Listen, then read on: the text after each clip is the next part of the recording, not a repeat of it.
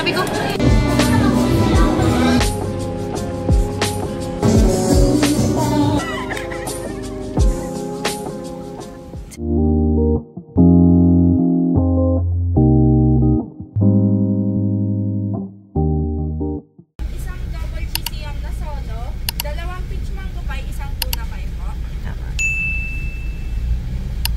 guys, nandito na naman tayo sa isang drive-thru realizations ni Chris.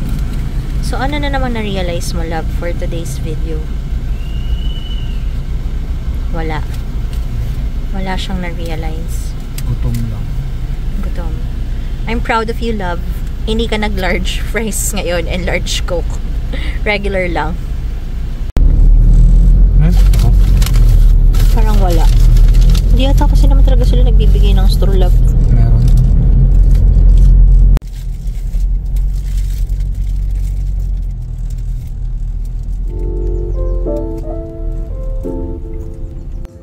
So we also stopped by at Zeus to get our coffee fix. Iba naman ang in-order namin for today. So nandito ako kala mama. I visited also my parents. Nag-decide ako mag-walking para makapag-exercise. Masaya mag-walking kasi nakakapag-muni-muni ka while at the same time nakakapag-exercise ka na rin. So I also saw this dog. Ang cute niya. Parang no care in the world. Balash ko kung gusto niyang gawin. Tapos napadaan ako dun sa dati kong school. Nung bata ako. Ayan, medyo hiningal na ako dito pero I'm almost done. Masaya ako na nakapag-exercise ako kasi na-achieve ko yung bagong goal ko. Okay. Hooray for 10,896 steps for today. O diba? New record. Sabi ko hindi ako kakain nito kasi matamis.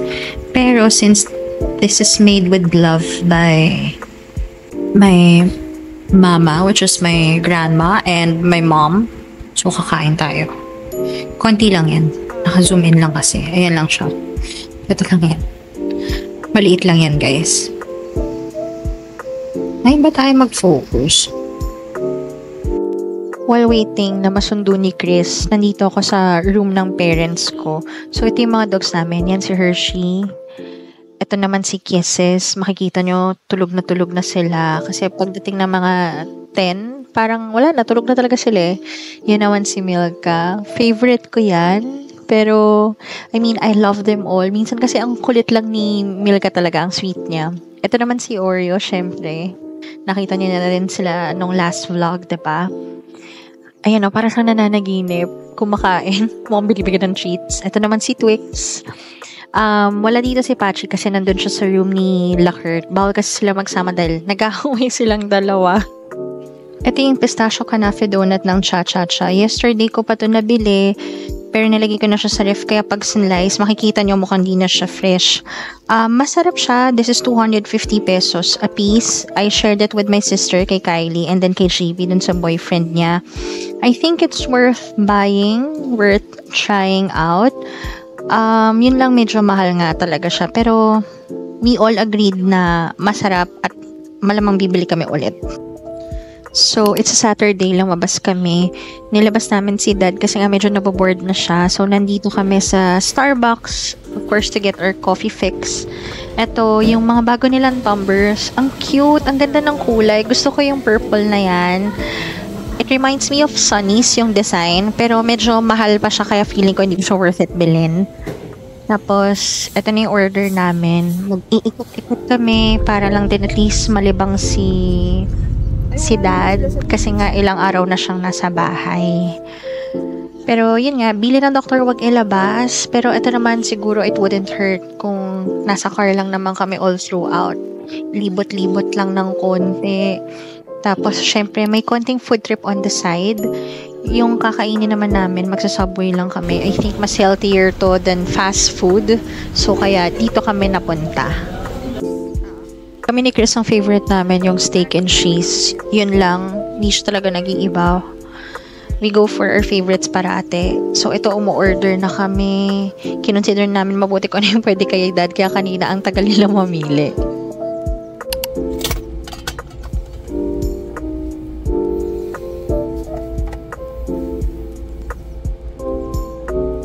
Of course, you guessed it right. Another Jollibee drive-thru. This is our favorite talaga. Obvious naman, diba? Jollibee, hello!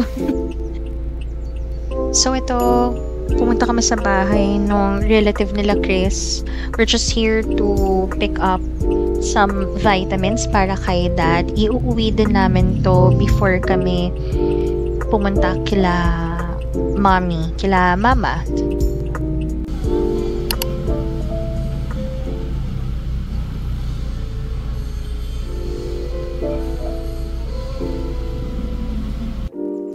So ito, we decided to order to-go food from 24 Chicken para pasalubong kila mami and additional food na rin for dinner namin.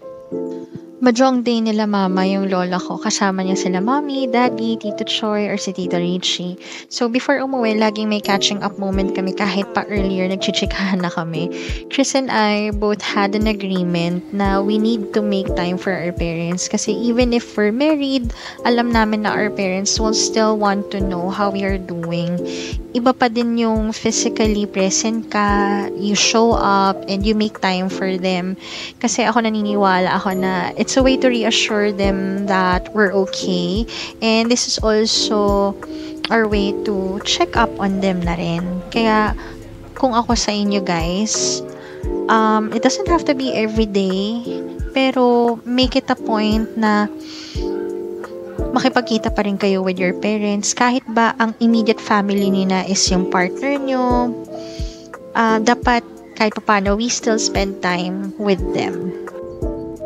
So, ito, check-up dapat ni mommy kanina, kaya lang wala yung doctor niya. So, nagstay na lang ako doon, sinamahan ko sila doon sa mga errands nila. Tapos, syempre, nung sinundo na ako ni Chris, hindi mawawala ang food trip. So, nandito kami sa Mr. Pares. We ordered Pares, and I think tendon ba yun? Tapos, umorder din kami ng sizzling lechon kawali. Hindi namin to naubos kasi masyadong mataba. Pero, ayun. Last na to. Hehehe. Knight's Choice of Poison, Serenity, and a dash of Batang Quiapo to complete our night. Favorite ko din, corn, peppered corn, yum. Ito kami sa Green Hills, may pupuntahan kami ni Ate Maui. Pero before kami mag-ikot, dumaan kami ng Zeus para lang may coffee muna, para may energy kami pag nag-ikot. Tapos may nakita kami yung stall. Ang ganda ng mga accessories na meron sila. So, instead of using yung real jewelries nyo, I think magandang option ito para at least kung mawala nyo man, hindi masyadong masakit, diba? May nagustuhan si Ate Maui, pero eventually hindi niya kinuha kasi hindi kami sure kung okay ba talaga yung quality. So, ang pakay talaga namin dito is itong pearls. Doon namin natutunan na magkaiba pala yung South Sea Pearl and then yung cultured pearls. So, maganda naman dito sa Green Hills kasi marami kang options depending on your budget, and then pwede mo pang ipa-customize. Then we ended up not getting anything kasi hindi pa namin alam kung ano yung nagustuhan nung friend ni Ate Maui. Kaya after namin mag Green Hills, we decided to go na lang muna sa Uniqlo. She's going to pick up a few things here dahil yung mga friends niya meron ding pinapasabay sa kanya. Siya din, titingin din siya ng mga, I think, gamit na kakailanganin niya for her business trip. Si Ate Maui nga pala, yung na-feature ko before sa isang vlog din. Siya yung connected sa Ayala or sa Alisi. So, if you're looking to invest into properties, contact her. Nagtingin din ako for myself pero wala akong nagustuhan. Gusto ko kasi sana kung bibili man ako, yung medyo nag-lose na ako ng weight para hindi na sayang. Yan si Ate Maui. After a long and busy day, we decided to eat sa may Jiangnan, sa may Banawe.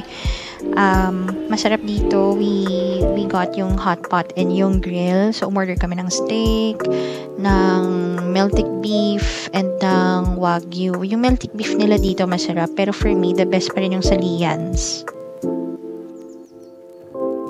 So, nandito kami sa 50th birthday ni Ate Mise. Yan, si Justin, yung naka-brown, si Ate Maui, si Chris, and then si Isa. Nung nag-work pa ako, nung nagda-date pa kami ni Chris, small world lang, student ko pala yung relative niya. Diba? Ang galing lang, no? Pero, ayun.